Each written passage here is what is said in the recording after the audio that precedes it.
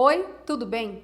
Eu sou Karen Scavacini, psicóloga, e esse é o segundo episódio sobre como montar um grupo de apoio a familiares e amigos que perderam alguém para o suicídio. Nesse episódio eu vou falar sobre os tipos de facilitadores, que é o que você vai se tornar ao criar e gerir o seu próprio grupo de apoio. Quais são os tipos de facilitadores? O primeiro tipo de facilitador é aquele que perdeu alguém próximo para o suicídio. É chamado de facilitador sobrevivente. Os facilitadores sobreviventes são pessoas extremamente dedicadas e motivadas a gerirem um grupo de apoio e podem compartilhar com outros sobreviventes sua experiência e vontade de ajudar. Isso ajuda aquelas pessoas que sofreram um luto recente a se sentirem acolhidas ao saberem que a pessoa que coordena o grupo também passou por um processo de perda. Se esse é o seu caso, se você é um sobrevivente, é importante saber se você está pronto para facilitar um grupo de apoio.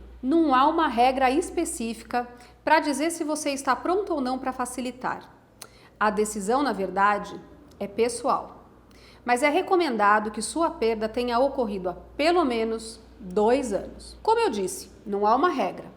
Porém, o facilitador não deve utilizar o grupo como forma de terapia para si próprio. É recomendado que ele frequente outro grupo como participante ou esteja em processo de terapia para dar conta das demandas e questões que será convidado a revisitar como facilitador. Também não é obrigatório que você tenha participado de algum grupo de apoio anteriormente. Na maioria das vezes, um grupo é montado por não existir outro na vizinhança. Mas é lógico que é preferível que, na medida do possível, você tenha sim algum tipo de experiência com grupos antes de iniciar o seu. Você pode fazer algumas perguntas para você mesmo, para ver se você se considera apto a abrir o seu próprio grupo de apoio e começar a facilitar sobreviventes como você. Uma delas é: eu tenho tempo para organizar um grupo de apoio e mantê-lo ativo por pelo menos 1 ano? Um encontro de um grupo de apoio leva uma média de 1 ou 2 horas. Será que você tem esse tempo? Eu tenho energia,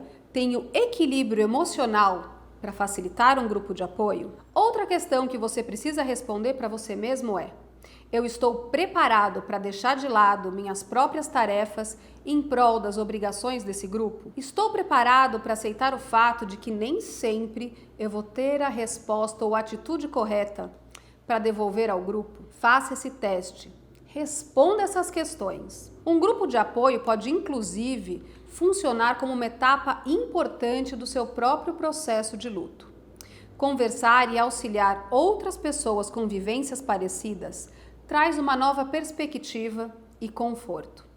Mas é importante que você, como sobrevivente, também esteja em uma etapa avançada do seu processo de recuperação e que não sinta a necessidade de compartilhar sua própria história, para que possa ser, de fato, útil àquele grupo. Para isso, vale descobrir se você trabalhou a sua perda o suficiente para facilitar outras pessoas. Repare se possui a capacidade de recordar e conversar sobre suicídio sem se abalar pela sua própria dor. Busque notar se você não costuma se ver consumido por pensamentos ligados ao suicídio por grandes períodos do seu dia. Possui a habilidade de encontrar prazer e sentidos em relacionamentos e atividades do dia a dia? É cada vez mais fácil de compreender as circunstâncias da morte da pessoa querida? E quanto à dedicação e o perdão de suas limitações no relacionamento com a pessoa querida, já foram colocadas em prática? Vale verificar tudo isso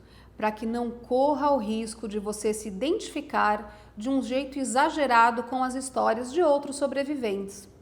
A intenção aqui é focar no processo de grupo e não no seu próprio luto. O melhor facilitador é aquele que consegue ouvir atentamente enquanto os membros do seu grupo de apoio falam. É importante que você, como facilitador, seja um observador. Se coloque um passo atrás para monitorar tudo o que acontece nas reuniões e nas discussões. Para isso, é necessário estar consciente de seus próprios pensamentos sobre os demais integrantes. Ser capaz de avaliar como as pessoas reagem com outras pessoas e com você. E ficar sempre atento ao que acontece com os indivíduos e com o grupo como um todo. Outra coisa importante que você precisa manter é a calma e o equilíbrio.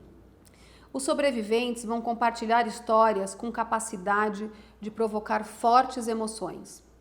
É vital estar apto a tolerar e suportar essas emoções, sem fugir ou rotular ou diminuir o que o outro sente. É importante lidar com os próprios sentimentos e manter a calma, para que possa servir de exemplo. Vale lembrar que, como facilitador, os sobreviventes não têm necessariamente uma formação em saúde mental. Nesse caso, é bom desenvolver um relacionamento com um profissional dessa área. Ele pode ajudar você a lidar com situações difíceis que surgirão no caminho, como comportamentos que atrapalhem o andamento do grupo ou membros com questões de saúde mental, ou que vivem a dor do luto de uma forma a trazer maiores complicações para si e para outros. Esses profissionais podem, inclusive, estarem presentes em alguns encontros para um respaldo maior em questões de distúrbios psiquiátricos, suicídio e luto. Bom, falamos dos facilitadores sobreviventes. Agora é hora de conhecer outro tipo de facilitador, os facilitadores profissionais. Geralmente são profissionais da saúde mental, ou são religiosos ou pessoas que têm tido sucesso e experiência como facilitadores. O fundamental nesses casos é a disposição e o respeito, saber ouvir e, é claro, ter noções básicas sobre o suicídio e o luto. É importante que se apresentem aos membros do grupo de apoio de forma sensível, deixando claro sua condição de não sobrevivente. Deixando claro também o seu preparo e o seu compromisso em ajudar na recuperação daquelas pessoas. Vale ressaltar que um grupo de apoio não é um grupo de terapia. Você, como facilitador, precisa criar um ambiente seguro para que os integrantes compartilhem suas experiências e que eles mesmos se apoiem uns aos outros. Daí eu te pergunto, facilitadores deveriam trabalhar em duplas ou sozinhos? Em geral, é preferível que seja em dupla, principalmente no caso de novos facilitadores.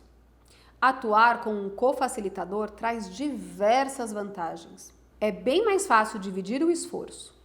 Incluo aqui todo o tempo que se leva e o trabalho que dá de comunicar todos os integrantes e falar com novos membros. 2 facilitadores podem perceber melhor as coisas durante as reuniões e também ajudam a conter a crise de algum participante, se ela ocorrer. Mas caso tenha algum membro que abandone a reunião enquanto ela acontece, o co-facilitador pode ajudar esse membro e o outro pode continuar tocando o encontro sem maiores problemas. Co-facilitadores também podem ajudar com dinâmicas que exigem mais atenção, como um conflito de personalidade de algum membro ou um integrante que esteja mais exaltado. Eles também podem analisar as reuniões entre si e ajudar a melhorar e ajustar dinâmicas para que os encontros sejam mais eficientes. Na maioria dos casos, a cofacilitação, a dupla, é formada por um sobrevivente e um profissional da saúde mental, o que acaba unindo o melhor dos 2 mundos no quesito experiência.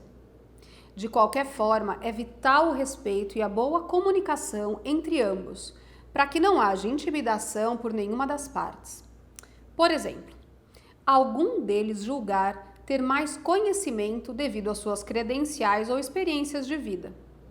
É necessário que confiem um no outro e que mantenham um diálogo sempre aberto. Caso a dupla não tenha tal compatibilidade, o ideal é trabalhar sozinho, já que o que importa é a evolução e recuperação do grupo. Tudo bem até aqui? Esses são os tipos de facilitadores que existem. Também tem os facilitadores sensibilizados com a causa. Este é o modelo utilizado pelo CVV, nos GAS, Grupos de Apoio a Sobreviventes do Suicídio. É óbvio que as pessoas que se dispõem a ajudar abrindo um grupo de apoio são pessoas sensíveis. Mas esse tipo de facilitador não se enquadra nem como sobrevivente, nem como profissional. Podem ser pessoas maiores de idade, sem nenhuma formação específica ou história de suicídio próximo a ele. Essas pessoas não devem, em nenhum momento, dar a entender que são sobreviventes enlutados pelo suicídio. e ter a segurança de que esse fato não prejudica o seu desempenho na facilitação do grupo. Para esses casos, é importante que cada grupo tenha o acompanhamento de um psicólogo ou psiquiatra, mesmo não estando presente em todas as reuniões.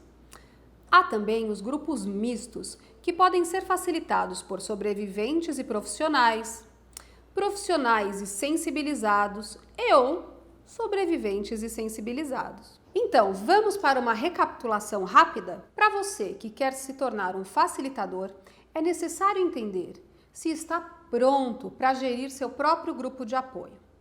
Vimos também quais os tipos de facilitadores que existem. Os facilitadores sobreviventes, que já estão numa fase mais adiantada do seu processo de luto. Os facilitadores profissionais, que geralmente são profissionais de saúde mental, ou religiosos, ou pessoas que deram muito certo como facilitadores. Os cofacilitadores, que, agindo em dupla, conseguem dividir tarefas e auxiliar o grupo de maneira, muitas vezes, mais eficiente do que apenas um facilitador. E os sensibilizados com a causa, que não são nem sobreviventes e nem profissionais. É isso, por hoje é só. No próximo episódio eu vou apresentar para você o funcionamento de um grupo de apoio. Te espero no terceiro episódio. Até lá!